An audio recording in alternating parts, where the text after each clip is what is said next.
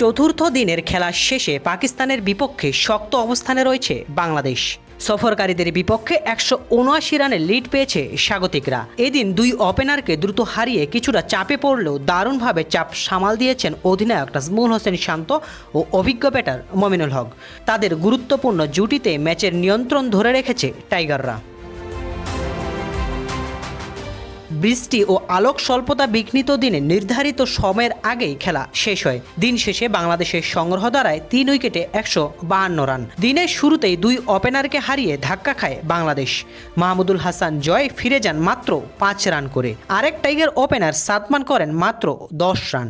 এরপর তৃতীয় উইকেটে শান্ত ও মমিনুল গড়ে তোলেন 17 রানের গুরুত্বপূর্ণ জুটি। ধৈর্যশীল ব্যাটিংয়ে দুজনেই তুলে নেন অর্ধশতক। 152 বলে 56 রান করে আউট হন মমিনুল। তবে আউট হওয়ার আগে বাংলাদেশের টেস্ট ক্রিকেট ইতিহাসে তৃতীয় কোনো বাংলাদেশি হিসেবে তিনি পা রাখলেন 5000 রানের মাইলফলকে। তার ইনিংসে ছিল দৃষ্টিনন্দন কয়েকটি চার। অন্য প্রান্তে দারুণ দৃঢ়তায় ব্যাট করে যাচ্ছেন অধিনায়ক শান্ত। 105 বলে 6 চারে 58 রানে অপরাজিত আছেন তিনি। তার সঙ্গে ক্রিজে থাকা মুশফিকুর রহিম করেছেন 31 বলে 16 রান। তাদের পার্টনারশিপ থেকে আসে 24 রান। সোমবার সারাদিন বৃষ্টি ও আলোক স্বল্পতার কারণে খেলা হয়েছে মাত্র 48.4 ওভার।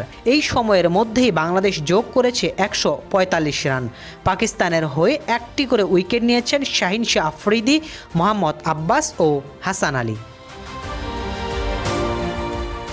ম্যাচে এগিয়ে থাকলেও জয় নিশ্চিত করতে হলে পঞ্চম দিনে বড় সংগ্রহ করার পাশাপাশি দ্রুত পাকিস্তানের ব্যাটারদের অল আউট করতে হবে বাংলাদেশকে। নির্ধারিত সময়ের 15 মিনিট আগে সকাল 10:15টায় শুরু হবে শেষ দিনের খেলা। সাইদুল ইসলাম সুজন, সে স্পোর্টস।